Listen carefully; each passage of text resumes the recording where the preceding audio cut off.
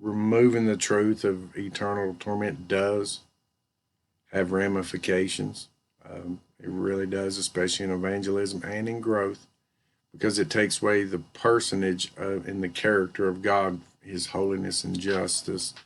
So it does affect things. So we really need to lay this brick in the foundation. We can't just tap around the hole that it leaves, because if somebody says, hey, you don't believe on Jesus and be saved, and they look at you and said, saved from what? Saved from, what do you say? If you don't have a solid answer, if you say annihilation, it would be easy for them to look at you and say, so I'm saved from nothing or nothingness.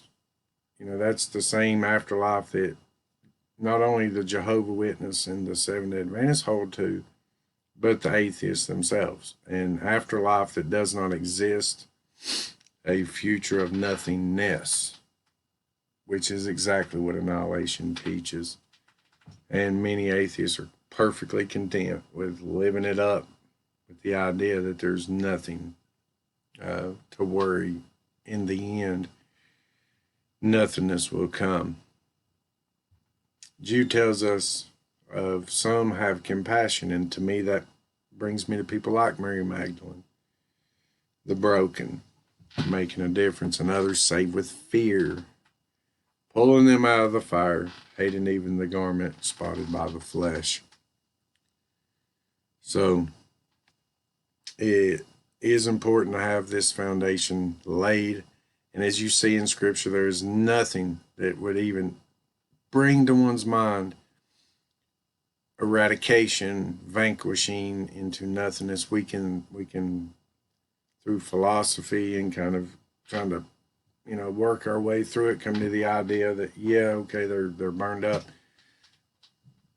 When Moses looked at a bush and he heard the voice of God, he saw a bush completely engulfed in fire,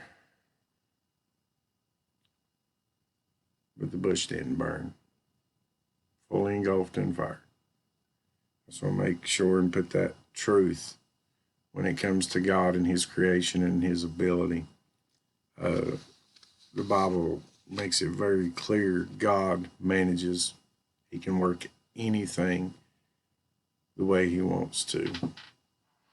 Gold, when it is destroyed, you can take a gold bar, put it in a cauldron, heat it up, say in a kiln or a refiner's pot, bring it to a certain temperature. That gold will be utterly destroyed, deconstructed, brought to a complete state of ruin, sit in a bubbling hot mess, unable to reform itself, to reconstruct itself, and yet never go away. It'll just sit there in that state, put in the right conditions.